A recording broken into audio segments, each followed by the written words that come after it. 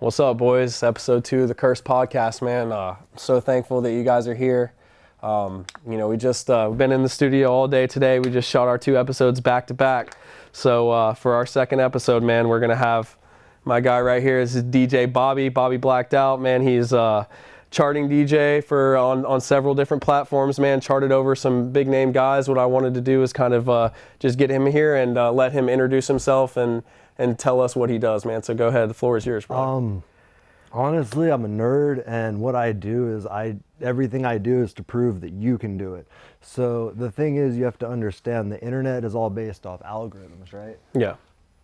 Years ago, back in, I think it was 2016, we all realized, and I realized this years before, Tekashi was actually laundering money through streams. Mm-hmm. That's how he was always number one. That's how he could go on the internet and say, I am number one. It's because they were wiring so much money overseas using botnets, bringing that money back. You got to think, you spend, let's just use easy math for everybody, $1 on 1,000 streams and you get $1.50 back. It's not much money. You take that and you do it on a scale of millions of dollars. You're going to end up being number one on every chart. You're going to get 50 cents back per dollar essentially. And until they kind of cut that off, the royalties, it went way down, so people can't do that as much. It was actually very interesting because you saw a lot of labels come up figuring out this different technology and how to work the algorithm. It's kind of on anything. There's always an algorithm. So it's like a lot of the screenshots I sent you. Yeah. There are so many people out there, and you guys know, like, just recently Instagram wiped like 200,000 people. Yeah, I did hear that. Verified badges. Yeah, that was super big. Yeah. Because it was all fraud. And what these people are doing is they're fake artists. So they'll put like 5-10 songs out that are all loops, right? Just loop on loop on loop. Now they have a Spotify account. Now they have Apple Music. They get some press. They spend a couple thousand in press. And then they have, one of these guys overseas that'll submit them to Facebook. Because people don't get, when you try to submit through Instagram or Facebook, there's other portals. Right. There's creator portals, media access portals, and it gives you a better chance of getting verified. But what happened was there was so much fraud. 200,000 people got taken down. I mean, yeah, it's a big hit. It's a big hit, and it shows you how much fraud is actually going on in not only the music industry, but throughout social media. And so you have to ask yourself, when you see like artists back in the day that blew up, like Lil Pump, his whole I remember reading the article, a 16-year-old rapper crashes a car, a Porsche. Right. It's very eye-catching. And Moshe Lizzy, who works a lot in EDM, he founded Marshmello. Okay, wow. He actually was the one who came up with that PR stunt for Lil Pump. And it kind of, my whole thing was, I was like, why is music getting worse and worse? Like the actual quality of the music, maybe not the quality of the masters, but just repetitive, not really lyrical. And it's charting, it's hitting number one, like it's consistently doing numbers. And that's kind of when I started diving into it a little bit more. My stepdad was sick. I had to keep myself out of my head, and I already DJ'd, never produced. Right. Decided to produce, and then decided to figure out how they're doing what they're doing. Right. And I really quickly figured out that it's not hard. It takes time, effort, money, and if you actually make good music, that helps. Yeah. But just for a case study, I actually took a bunch of songs that I was working on in 2015, and I said, let's just chart these songs. And I specifically took these songs and pitched them horribly out of pitch. So you had D, F, E, just like everything just hitting each other at once, and it should not have hit charts. Ironically enough, like I said. So why did it hit charts? Yeah. Why did it hit charts is the question. And the answer to the question is simple. It's because anyone who does enough research can figure out the whole industry, as far as music or entertainment even, is rigged. Like, you look at TV shows that I personally like. I like the show Animal Kingdom, right? Animal Kingdom's a big one. Pretty cool show. Seems like a big show, right? Yeah, absolutely. But they get a comment or two on Instagram and have hundreds of thousands of followers. Yeah, why is that, right? So then it makes you think, beyond music, what about Netflix streaming fraud? What about Amazon Prime streaming fraud? Because if you have enough money, anybody can be famous. Sure. And so it's becoming a bit of a problem, because instead of actual talent, What we're getting is kind of a pre-processed artist. It's like a Build-A-Bear artist.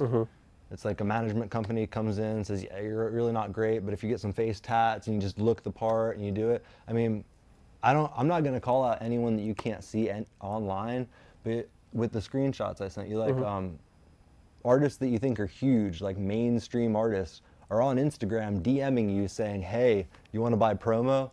Absolutely. Skinny from the Nine has 2 accounts, and one of the accounts he uses specifically just for trying to resell promo. Awesome. And now tell me, my question onto that is, what separates you from these guys that don't do anything but pay and have machines behind them and stuff like that? What separates you? What's the probability of you charting over these guys? What causes you to chart over these guys when they're using the system? To be honest, I have a better method. Yeah. I have a better method. It's a more legit method, and I could put out a song tomorrow and chart number 5 on electronic, chart in the top 10 on rap. Rap's a bit harder to chart, obviously. There's more competition. Now, I'm sorry to cut you off. Is that your reputation, or is that the way that you're posting, like the strategy of it, the strategy of where you're posting it, how you're posting it, who you're working with, and stuff like that? Tell me, I want to know what separates you from the people that you're saying are doing things the wrong way. Well, I'm not going to say I'm completely doing everything the right way, but I've never paid for Instagram verification, which half of the artists out there have, which I think that's ridiculous. If you're going to drop $4,000 to try to get a blue check, like that's ridiculous. I got 3 accounts with verified. Right. You've seen them. Yeah, absolutely. Like, but I did it the right way. So what I did is, instead of all the bullshit and fuckery, I actually put out music. I actually charted that music, but to chart that music, I would put out press, then promote it on Instagram. Sometimes I would do contests back in the day. Like, you know, if you repost this, I'll pick someone. But there's a lot of ways to skin a cat. And I'm not saying what I do is 100% perfect. I'm not saying I'm not. Nothing's perfect. You know, I'm not guilty of a lot of the things that all these other artists, rappers, DJs, whatever, are guilty of. But I do it in a way that's not as flagrant. Right. Because I did that as a case study in 2016 when my stepdad was sick, and like I said, I couldn't do I couldn't sleep. So I was like, I'm just gonna fuck up the internet. And that's kind of what happened. Is I just kept realizing, okay, well, I could chart on SoundCloud every single day if I do this, this, and this. Promote it this way, get in a certain playlist, just things like that. And that kind of opened the door. And it's like I realized, okay, well, putting a little bit of money into it, the more money you put, the higher you can go. So it's like, essentially, if someone said, hey, I have $250,000, I could pop you in the industry real quick, you're in top charts, all that. I don't do that for other people because I feel like if you want it bad enough, you'll figure it out. But the difference is when you're an independent artist versus when you're a huge label, like I won't say any specific names, but when you're a huge label, hey bro, nobody's watching you. No, they will be. I'm just bad. When you're a big label, there should be a little more class and finesse to it. Sure. Versus just straight running through it. Well, what I like about you is, man, you being an independent artist, you're talking about it, right? All those guys that have the machines about it, they're gonna do it, and like you said, they're not gonna have any class and finesse. They're gonna do it to where, you know what I mean? They're not gonna tell you about it, and they're gonna act like it's something that they've been working really hard for. And you know, I mean, I get that that's frustrating, and like you said, there's more than one way to skin a cat. So at the end of the day, you know, I can see why people would see this easy way to get into the charts and be like, oh yeah, fuck it, I'll drop some fucking money into that. But what I respect about you is that your volume and how much you put out music, and the people that I know that you cold call and reach out to these people to work with them, and you get them off of your reputation, which I think is awesome. You know what I mean? That hits onto what you're talking about, because there's a lot of people that are just paying their way into it. And what you're doing is you're sitting at home and you're in your studio, you're making beats, you're producing, you're reaching out to people, and you're grabbing all the stuff. And what you're doing is you're talking about it. You're not out here saying that, oh yeah, I'm not going to drop a couple bucks into this to get some viewers, because you will, right? Because it's going to be beneficial to you. So I mean, I think that's really awesome. I think it's a good talking point. I think it's good that you're talking about it, and that you are open to saying, like, look, yeah, I'll do it sometimes, but I'm not gonna, you know what I mean? I'm gonna show you guys the game. I'm gonna tell you guys what's going on. I'm not, you know what I mean? I'm gonna tell you guys what's going on. I'm not just gonna do it and, you know, and then just pretend I'm, you know what I mean, pretend that I just got it out of Get nowhere. this huge ego. Yeah, Like, because I see all these artists get this huge ego, and they know what they're doing. They know that it's, you know, half fuckery. Yeah. But then they get this huge ego, and they're like, oh yeah, well I hit the top charts. It's like, dude, like if you know the industry like that, shut your ego down, realize that that's just one of the levels to everything, because that's part of building a brand. If you're charting, if you're always doing streams, if you've always got good features, it's a good formula. But then again, I've heard amazing songs that have had less than 1,000 plays. Sure. Yeah. As have I. Some of the most amazing songs. Yeah, and you know, just something else that, you know, I wanted to ask you, you know, as far as you know, you getting into it, what was your inspiration? You know, as far when you were a young kid, what brought you to EDM, to producing, to listening to that, even listening to that type of music? You know what I mean? They're gonna hate the answer to this. This is kind of why I got blackballed in 2016. I started making EDM because I couldn't sleep, because my dad was sick, my stepdad was sick, and I just couldn't think about that. Yeah. So to take my mind off it, I produced. I hated EDM, but I trolled it. Wow, that's funny. That was how it all started. It was all just, hey, let's see what we can do. Right. Let's see how hard or how far we can go. Yeah. Let's see how many people we can piss off, because I didn't really care. Right. I mean, in 2016, they offered me a tour, and honestly, most of the people in EDM I did not like, so I didn't want to be around them. I don't need that tour money, because tour money is not big. I'd rather do more online and then get huge festival money. Yeah. Because in the end, it's like production is what matters. But to answer your question, what got me doing this was just seeing all these artists that were garbage. Yeah. I'm like, how are they charting? How are they charting, but other artists that are twice as good aren't? Right. And so I did research. Yeah, and you figured it out. And I figured it out. Yeah. And I mean, it's like you said, like, I'm never gonna come on anything. I'll always tell, like, I'll be like, look, I hit the top charts. But I'll tell you, I had a really good marketing plan behind it.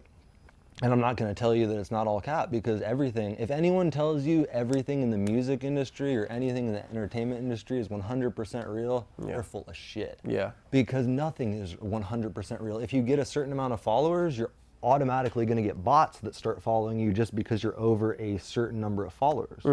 That's not even, you're not even buying them, they're just coming in. Right. So there's a lot of different things that happen. And when it comes down to it, the algorithms change every year. Things are always different. But the reason I do it, and the reason I keep pushing that, I just want to show people who, you know, may be younger and maybe like, oh, I'll never make it. Because I remember growing up and I was like 12, 13, just like listening to rap music. I got my first car at 15, started driving, and I could drive alone at 16. I was always bumping 3-6 Mafia. Yeah. Always.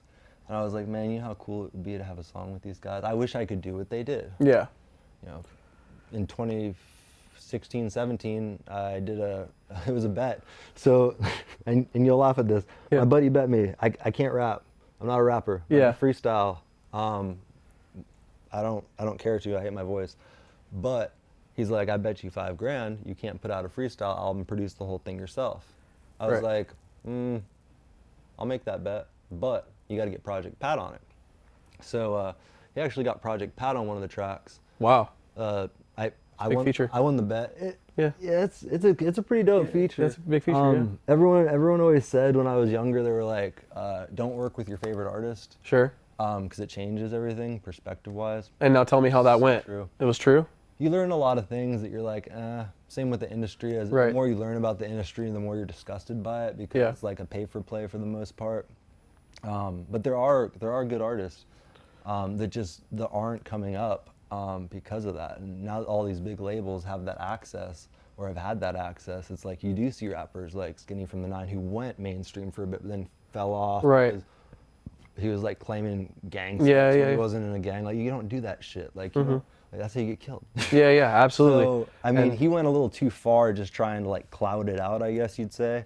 But I mean, that bet alone, that was just a stupid bet. I was like, I'll release it under Gucci Savage. Yeah. So I put out a freestyle album under Gucci Savage. It charted a little bit here and there.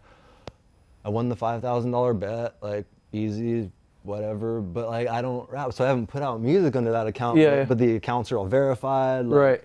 I mean, it's just, to me, it's a game. To me, it's the Matrix. And I'm trying to break it down so much to the point where the average kid who's 15, 16, 14, however old you are, you're inspired by music. Right. You know, maybe it's your lifeline, you know, maybe it's going to save you from really horrible things that have happened in your life.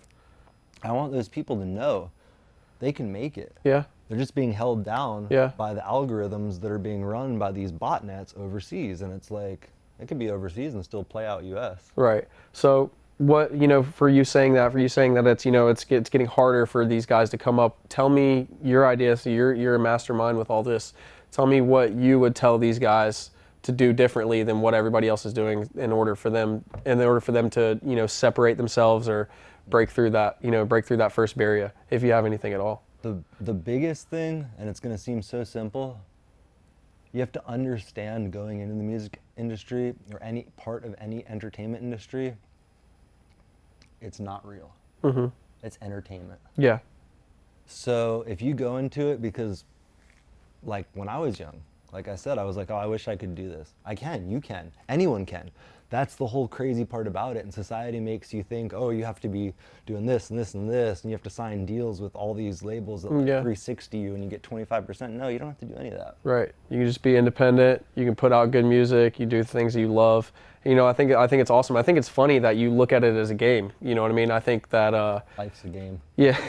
Right. We all die in the end. Yeah. No, that's right. I want to get a high score. That's right. Yeah, for sure. It seems like you're doing well, man. It seems like you're doing well, and I think it's awesome. I think that what you're doing, you know, with you know, what's the song you just did? You just did a song with Paul Wall. Yeah. That was actually I'm actually doing a whole project with SK. She's cool. Okay. She's like Suge Knight's adopted daughter. We Gotcha. We were Wow. cool. We kind of linked up. She hit me up and was like, "Yo, check this out."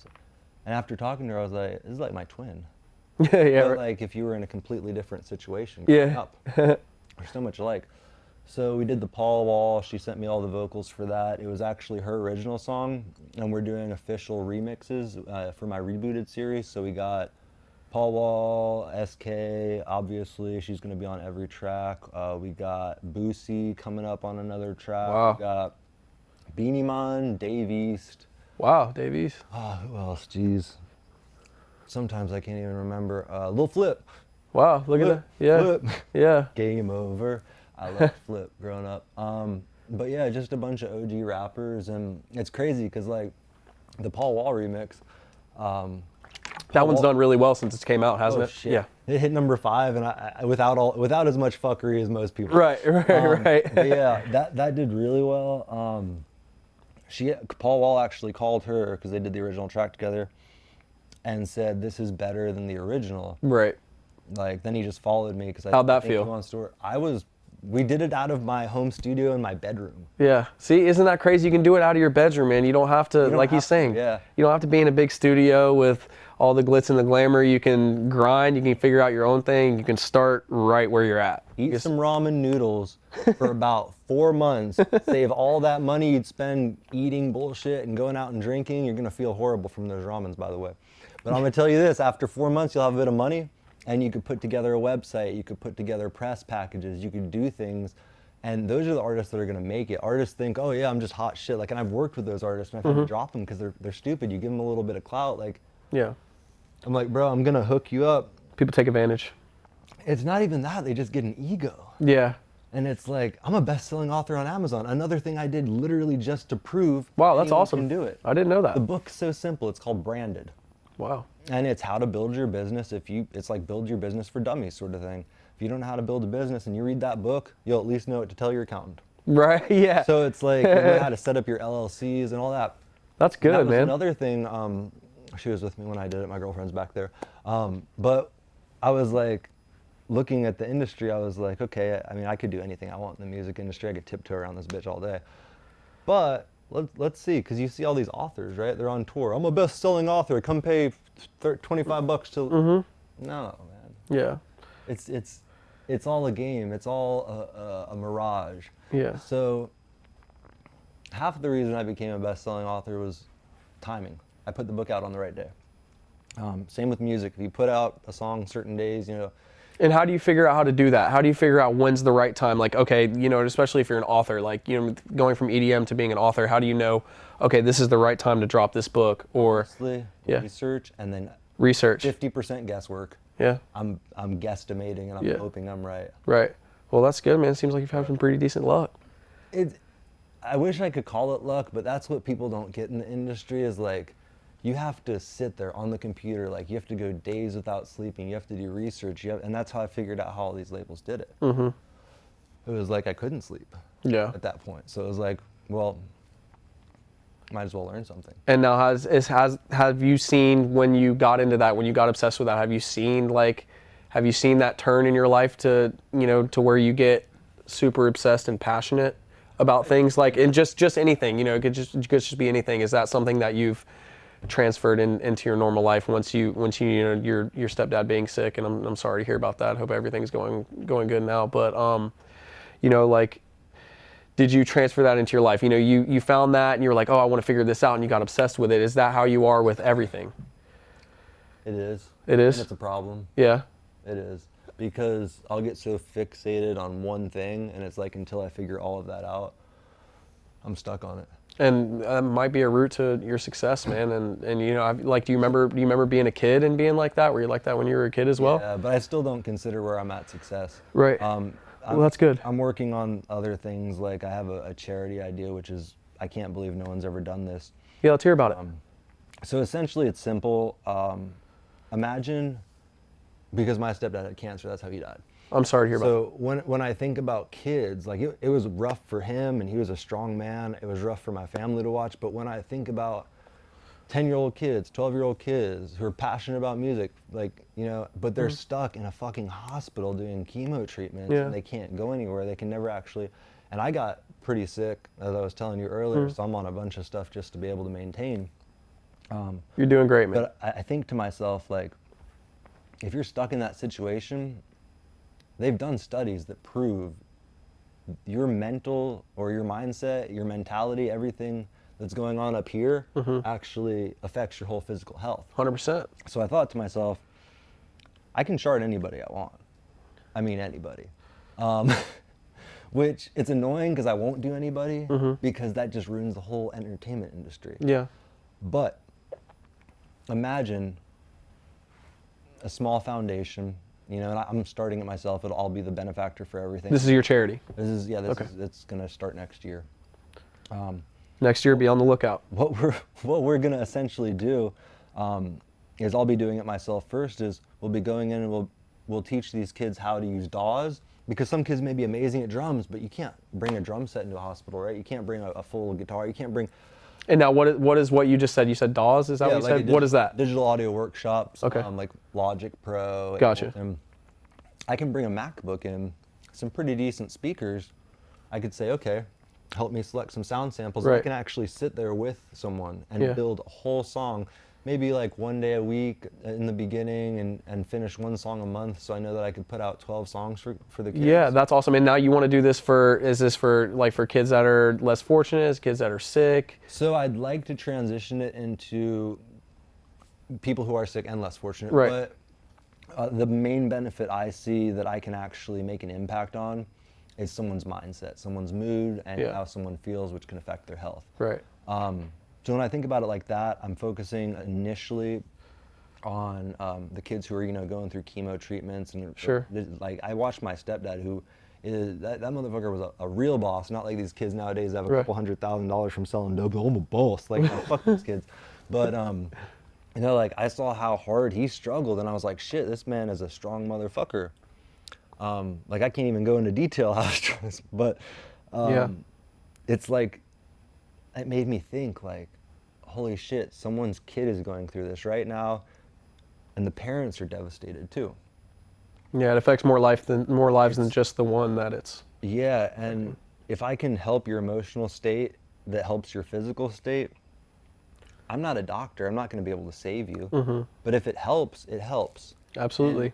And even if it goes south, I feel like in a lot of ways, because when I put these songs out, they're not going to be through my label. It's going to be through a different thing. Everyone's going to have ownership. I don't want ownership. I'm doing this. I don't want a dime. Awesome.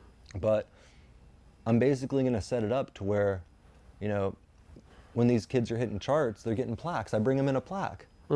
They get their iTunes Top 100 or Apple or whatever. They're going to be stoked.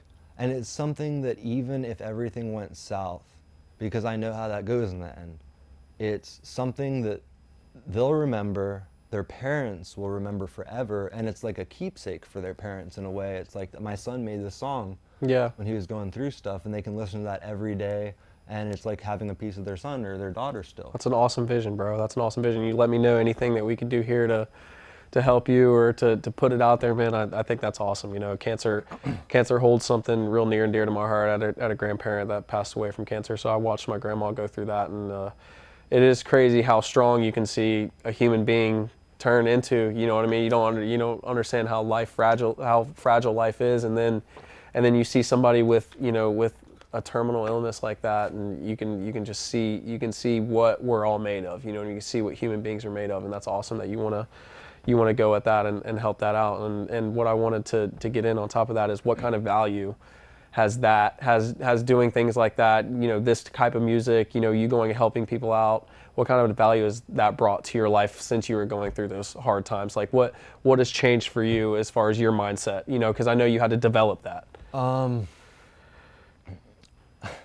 That's a loaded question, so it's going to be a loaded answer, but I'm ready. As far as my mindset, you know, after my stepdad died, I actually, I went to, I don't know how I could say this on a podcast where you don't get demonetized.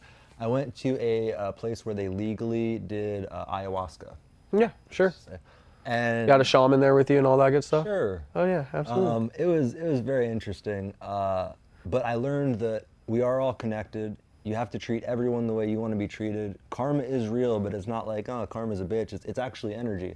And I actually even learned through that, which is the weirdest thing. Everyone believes in heaven and hell, and I'm not here to destroy your religion. I am personally a non-religious person, but I believe there's a higher power. But here's the thing. One thing I learned from dimethyltryptamine, and that's naturally occurring in your body. It's actually right behind your happens when you're born and when you die, correct? Yeah. So you're replicating the experience of death. So you kind of get to see past the veil a little bit, which is crazy, and I do not recommend this. I'm saying 100%, I do not recommend this to anybody. Here, let's just stop right here. I'm super interested. I like this topic. Tell me about your experience. I want to know what you saw in the shit that you went through when you had your experience. So I did an extended stay, we'll call it. Okay. Most people do a couple days. I did a week. Oh. When I came back, my little marketing business I had off to the side that I didn't really care for, that did like 20 grand a year, instantly went up to 75 that year just because my mind changed. It was like, move this here, move this here. Yeah. And that was all like the basic, like, you know, physical bullshit, like the material bullshit. Yeah. What I learned that was so important was heaven, when you die, is essentially what your last thought is. It's all in your head. All you have is your memories. You can be the worst person in the world.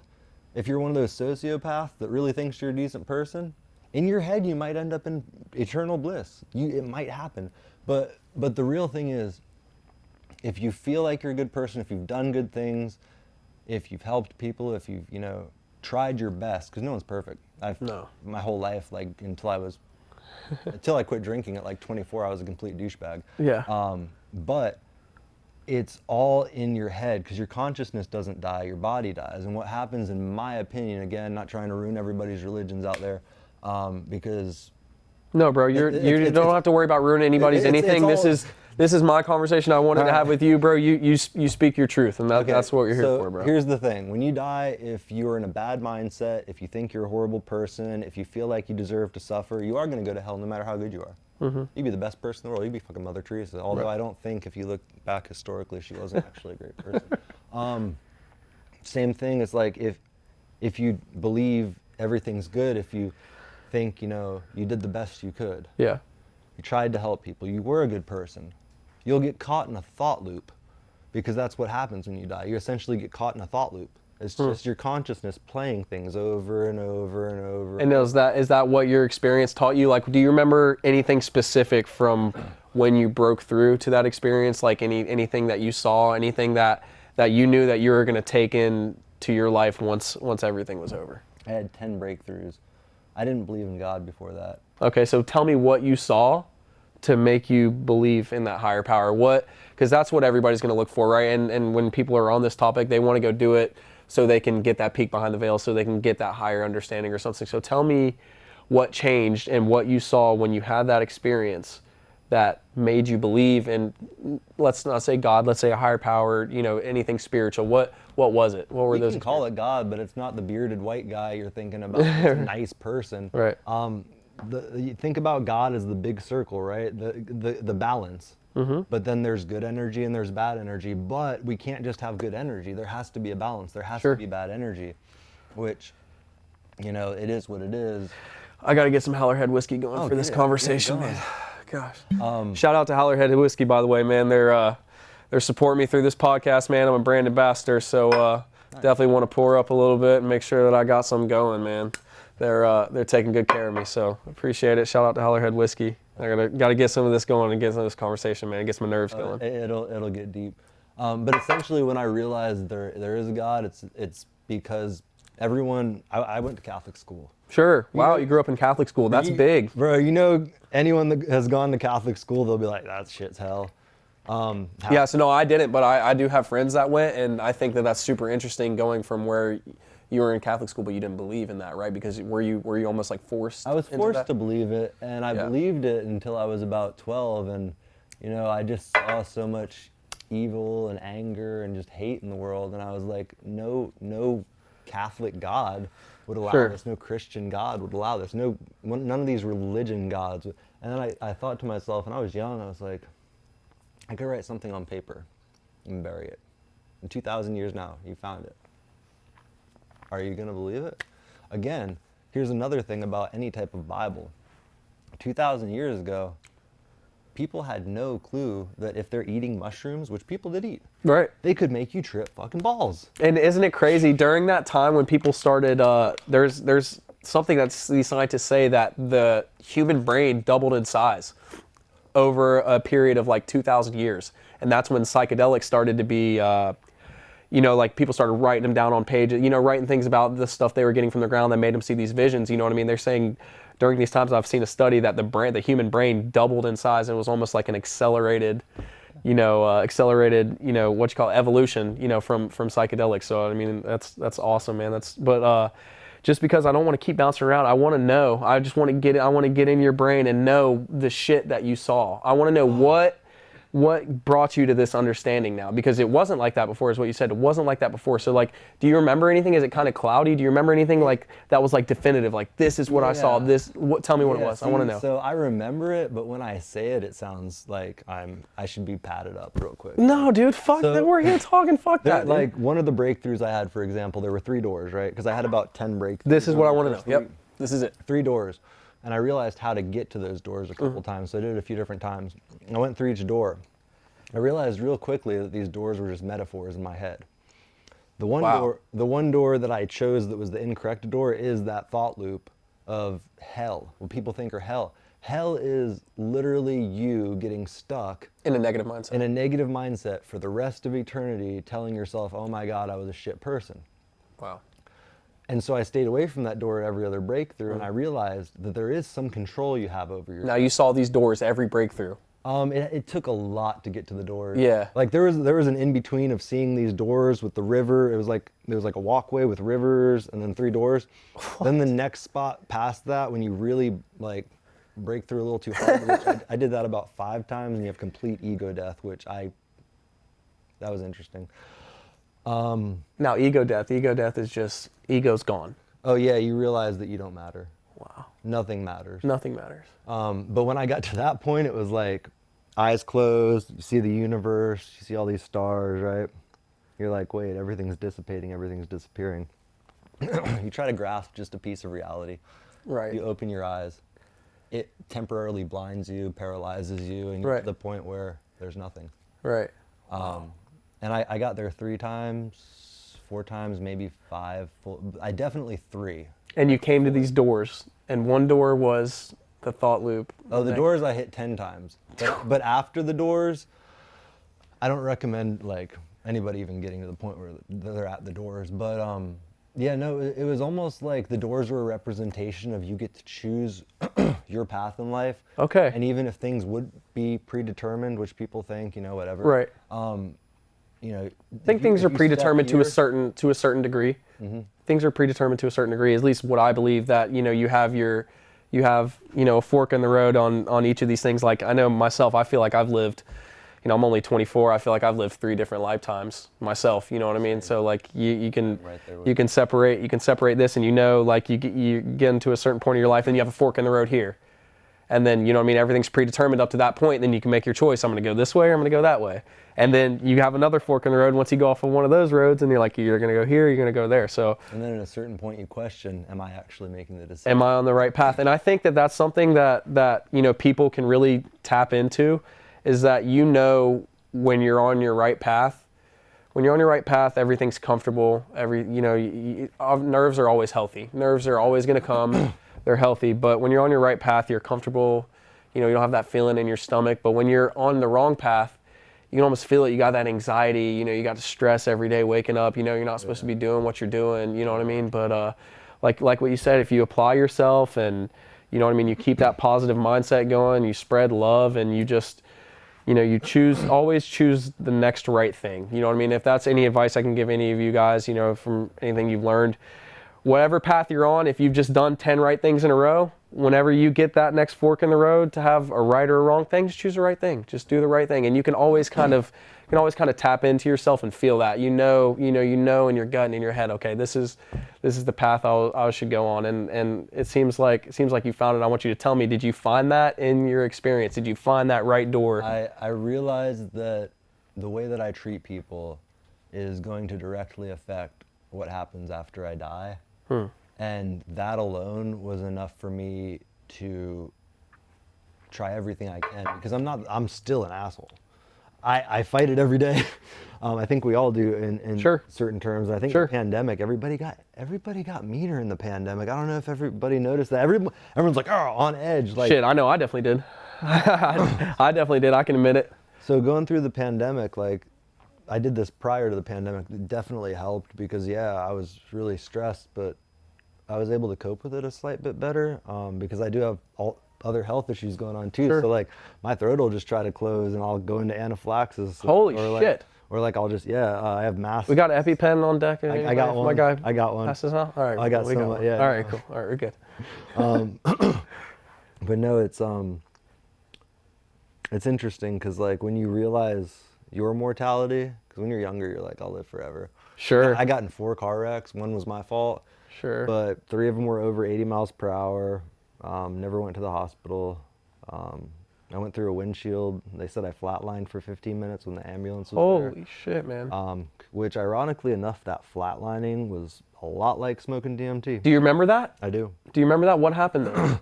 Was it like everybody says? Did you see a light?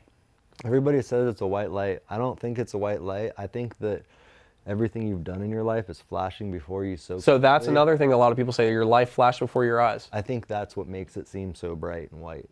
Wow. I think that it's actually just coming at you so quickly, like, you did this wrong, this wrong, this wrong, this wrong. You did good with this and this and this, but you fucked up here, here, here. Wow. And that all happens in like 15 minutes.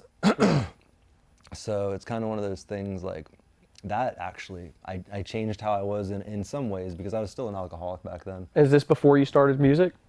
Oh yeah, I mean I DJ'd forever. I've DJ'd since I was 16, like when Right. you actually had to use like real wax. Oh, wow. Yeah, like before everything was digital. And I'm not knocking digital. I'm not one of those people that's like, I like digital. Digital is so easy. I could sit there and barely try and like Right. digital. So like, Yeah. But yeah, I mean the music kind of, the production at least, like me producing music, that came when I needed something to learn. I was like, what can I learn? What can I challenge myself with that'll keep me out of my own head? Sure. And that's kind of where I went with that. And that's kind of what got me into production. But I literally started producing at, it was 2015, so. 2015, that's a year before you went on tour? No, I got offered a tour. I did this big 3-stage festival in Atlanta. Okay. I was playing main stage. The playbill I sent you. You sent me that. Look at the names that were underneath me. Yeah, they're all I'm getting, gonna pull it up now. They're all getting huge show money, huge tours. but I Let's go don't to our like text the messages. industry. It's like the people are Let's see what not what you think at all. Mr. Bobby was sending us, man. I want to just shout out some of these guys that that Bobby has charted over, man, and has been on in festival with. You got, who do we got? We are in the same festival. If you know anybody, you can go ahead and say it. I'm just gonna say the people that I know because Prism, I've heard of them. Eddie Gold, I've heard of him. Slink, heard of all of them. Wow, that's awesome, man. See how low Subtronics and Boogie T are on the riders? Wow. Down underneath you? I blew up Boogie T and then he forgot who I was and blocked me on fucking Google Chats. Yeah, that's mean. Why do you do that? I don't care. Yeah, no, that's okay. You should. But it's funny to see because when I went to that festival and I met him in person, Yeah. he acted way different to me. Yeah. So, hey bro, hey, all love. Like, But he'd already had you blocked then? yeah. Oh shit. So how was that festival? What tell me your experience. It showed me that getting I don't want to be around those people.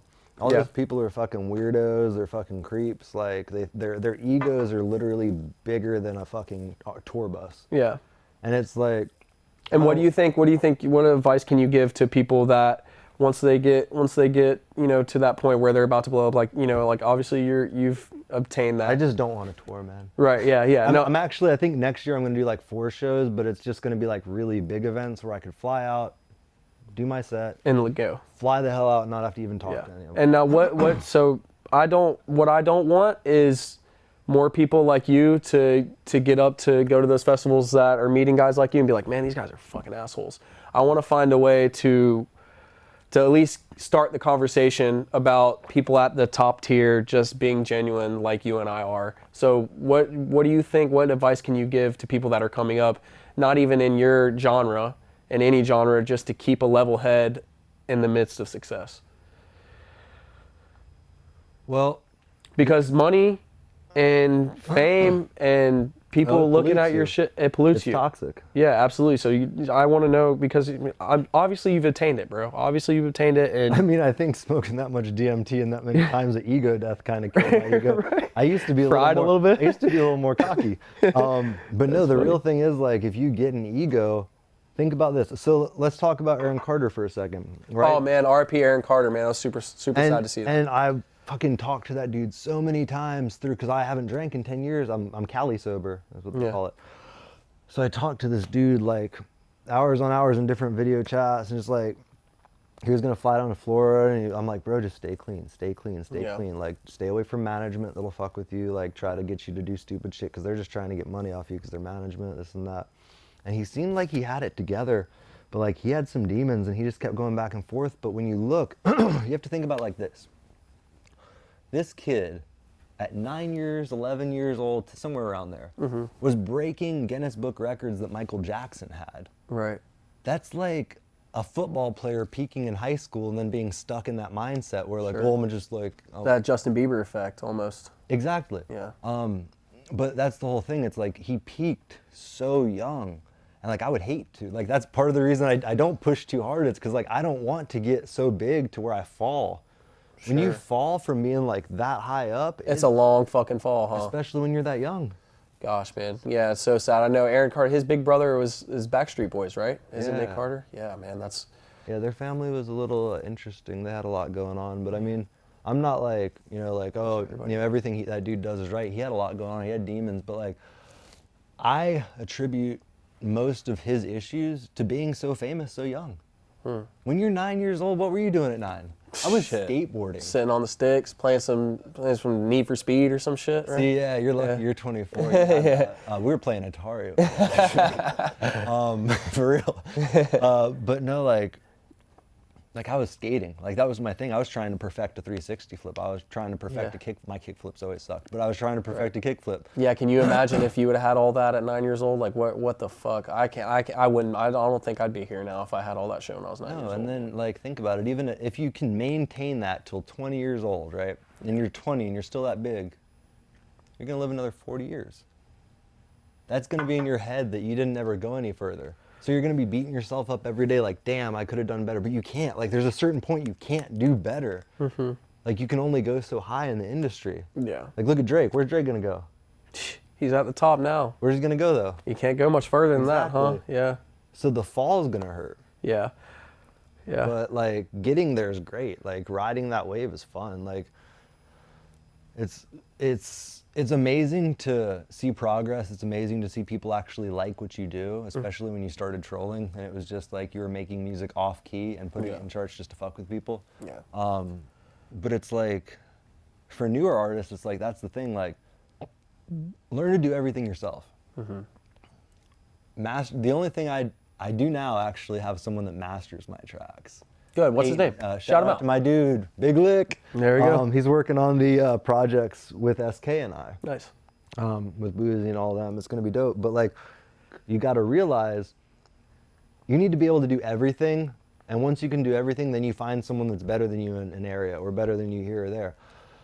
You don't need a team of 5 people. You need one person, 2 people maybe, but one person really that can pick up on your flaw. And my biggest flaw is mastering. Because once I've made a whole entire song from scratch or even resampling, you've already put so much into it. You're just done with it at that point. Yeah. I hate the song. Yeah, makes sense. I've heard this. You can apply that to so many other things. You know what I mean? You can apply that to so many other things in life. That's dope, man. That's dope. That's super cool.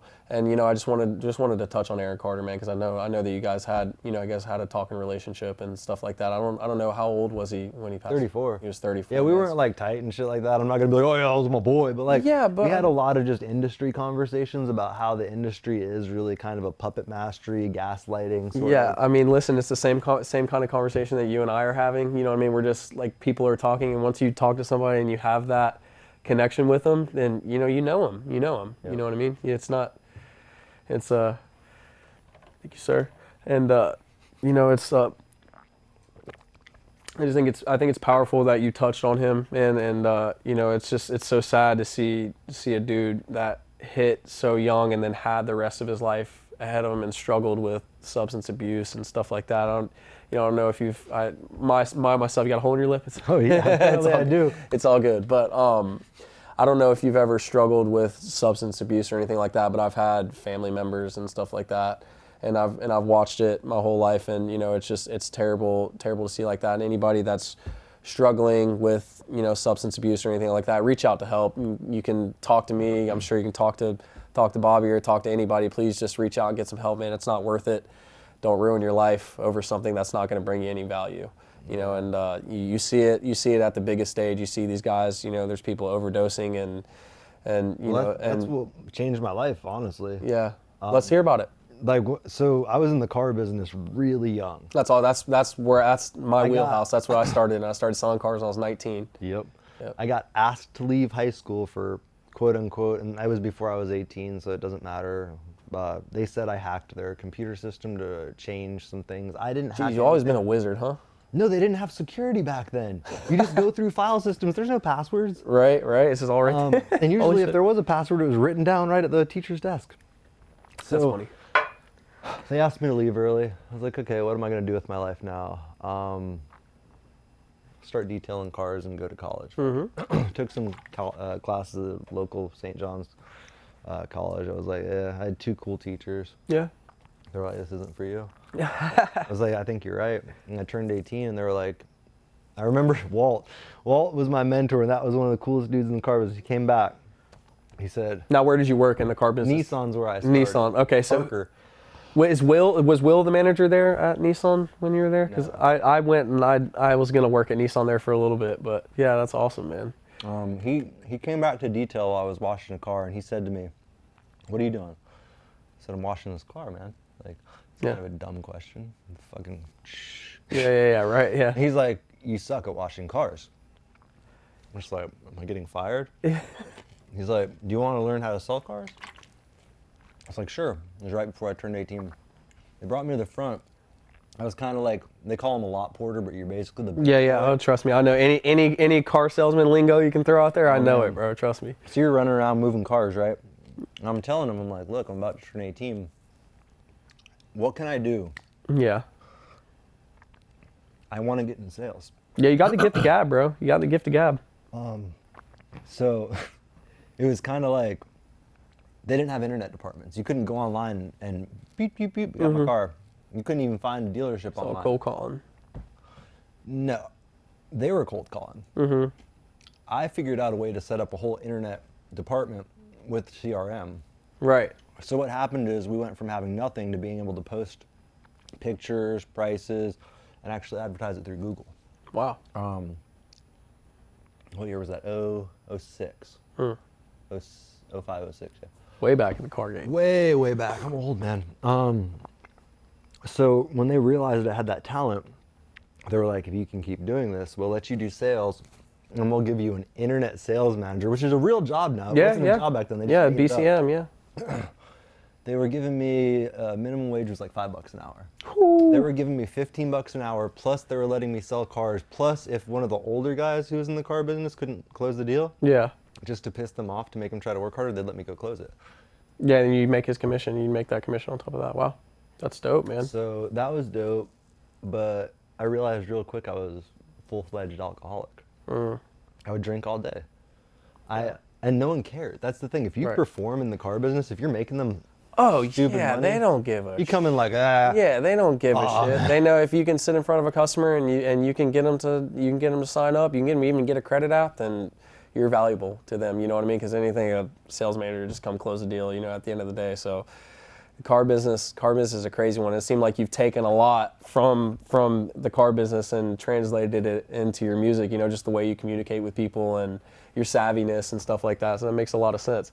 Now, what I was asking about is like the substance abuse thing. Like, did you ever struggle? You struggled with alcohol, and that's obviously a substance. So tell me, what got you out of that? My girlfriend actually, in quitting the car business. So what Thank happened? I moved so quick up in the car business that by 23 I was a finance director. Sound a lot like me, man. People were like, but just to maintain, to be able to talk to people like that I did not want to talk to, I would drink at least a handle over the course of the 14-hour day they have you working. Then I'd go out, drink more. And then I ended up getting in some car wrecks that weren't my fault. Yeah. Doctors put me on pain meds. Yeah. So to a certain point, I was like drinking a handle at work, taking a couple hydrocodone before I even got off, and Valium, all prescribed. Yeah. But starting to go down that rabbit hole that you see people go down. Yeah. When I was a finance director, I met my girlfriend, and she was kind of the reason I quit. It was That's like, awesome. I didn't see a purpose in it anymore. I actually went to the... She call you on your shit one time? No, not that. I realized that I found someone I wanted to be with that was I wanted to be sober. I wanted to be able to like spend time with them. That's awesome. It was like it was like the difference between like going out and drinking to meet someone. Yeah. Because you know their personality is gonna suck and you're just going out to have fun. Sure. Versus being able to be sober and have like real good conversations with people and have conversations with someone that actually matters and like you have, you know, the same kind of feeling toward things or same morals, ideals, you could even say. Yeah. Just the basics. But when I quit drinking, that was kind of, I mean, honestly, I remember when rap was like all about selling drugs, right? Like Still a lot of it. 6 months. But no, now it's all about taking drugs. They want all these young kids to be junkies. Right. Like, so like I'm never gonna knock the hustle. Like, you sell weed, fucking sell weed. Yeah. You could glorify that even. Don't glorify like taking so many drugs that you're like all the new rappers. The you know, the getting strung out on drugs and you know, killing each other, man. It's just it's overkill now. And I think that, you know, for anybody coming up in the music, it's time to, you know, take that other fork in the road and separate yourself and start putting out some positive message, man. You see guys like Lil Yachty, man, like all he does is put out positivity, man. He's going crazy. He just messes around and gets in there and goes and his stuff goes crazy. So, you know, positivity doesn't sell. Look at B.O.B. Remember B.O.B.? I think it can with all this negativity and, you know, unfortunately all the things that are happening. I think that if you just separate yourself and you're the first one to do something different, that you can, you know, I'm very optimistic. So I'm always the one that, you know, if you do something, you know what I mean, that's a different way, it's a little bit against the grain than everybody else, that you can create your own lane. Look at Hobson. Hobson was a big guy, yeah. He's gone now, huh? Gone. Nobody hears about him, yeah. But that goes back to what we talked about earlier. Yeah. Because Hobson can't compete. Right. You can't compete unless you know the formula, unless you have the connection, unless you can hit someone up and say, chart me. Yeah. And so that positive message is not going to get out unless huge record labels start pushing that. I have an independent record label. I can't change the world. Yeah. But, you know, if some of these larger labels were like, you know, let's be a little more positive. Like, I get it. Like, I get there's beef. Like, when you're young, there's beef. You're always like, fuck that guy. Yeah, and there's always going to be, and not my message for that wasn't necessarily to change the whole landscape, right? Because you can never do that. My message was is if there's somebody that feels the same way I do, that the shit is just getting overkill with the drugs, and now is your time to do it, and that it's possible. You know, that was kind of where I was getting through to it. And I feel like you have, you know what I mean? I feel like all your shit's pretty positive, you know what I mean? And people people gravitate towards your shit, man. I pander a little. Yeah, but you know, for the most part, we're all out here politicking. Yeah, no, for the most part, you know, you're not out here spreading negativity, man, and that's definitely what gravitated me towards you. And you know, as soon as I posted the thing about the podcast, you hit me up and we started talking, man. I knew that I would have to sit down with you and talk and just pick your brain a little bit. So, man, I just want to let you know I appreciate it. You know, we're getting close to the hour. So if there's anything you wanna talk about, anything you wanna plug in, anything like that, you talk to the cameraman. The floor is yours. You wanna shout out anybody, or you tell anybody any projects you got coming up or anything like that? Now's your time, man. Well, we got all those projects I told you about. I got a project for myself. It's a self project. I'm working on me. Nice. So I found this new company that's worth mentioning. It's called New Life. And essentially it's ketamine therapy. Wow. But legal, all FDA approved, all that. But I personally just want to touch on that because I think that where we're going with certain therapies, I'm using it to try to quit smoking. Yeah. It helps. You can do a lot more with, you know, psychedelics than a lot of people want to give credit to the psychedelics for. But what happens is people are out there tripping balls and getting in car wrecks and doing stupid shit, and then it's like, yeah, that's dumb. That's a horrible misuse. Yeah, it's a people problem. When it comes down to it, it's really cool seeing all these new companies come out, because New Life, for example, which is the one I'm doing, you can knock out 5 years of therapy in one ketamine session. Wow. It's intense. Yeah, sure. You're gonna have to deal with it. You're gonna have to work through it. You're gonna have to decompartmentalize things. But it's something that I think is going to be very interesting to see over the next 5-10 years, and how that changes healthcare. The other thing I wanted to touch on is I dropped all my medical cannabis sponsorships from all the dispensaries across the whole United States. I had 3 of the largest dispensaries sponsoring me. They would literally pay me to smoke their weed, right? Nice. I have a medical card, all that. I dropped them because it's garbage. Quit smoking dispensary weed. It's testing out at 8% and they tell you it's 29%. You can Google it. It's moldy. It's why you're getting sicker. It's why I started getting sicker. Quit smoking that shit. That's really one of the other things I really want to touch on. Yeah, no, you're good. Any music or anything? Music? Yeah, we got Boosie and Beanie Man dropping with SK and my boy Big Lick. I love Peyton. Peyton's fun as shit. It's fun to work with, but because he's challenging, you know. Yeah. He's like me. He gets tunnel vision, and we'll fight. We'll go back and forth. And be like, no, like nothing wrong with that, bro. Do that. Clash all the time. It works so much better that way. Clash all the time. Because we get this pristine, like refined master. Yeah. Well, with that being said, man, episode 2 of the Curse Podcast. Bobby Blakdout, man. We're here. I appreciate you, bro. Yeah, for sure. It's been a great time, dude. It went super smooth. Thank you. This is only my second show, so you know, you doing this means a lot to me, man. Your platform and everything. I hope that we can work more together, man. First take too. Yeah, first take. Yeah, absolutely. But your authenticity and the genuineness of your conversation, man, I really appreciate. I appreciate you taking the hike down here from St. Augustine to come down here to sit down with us, man. For sure. I just want these young artists to know, man, you don't have to sell out to a label. You just got to have sleepless nights and learn. Work hard. Work your fucking ass off, and you can have anything you want in life. And that's it. That's it. That's it. Curse Podcast, episode 2. Let's go.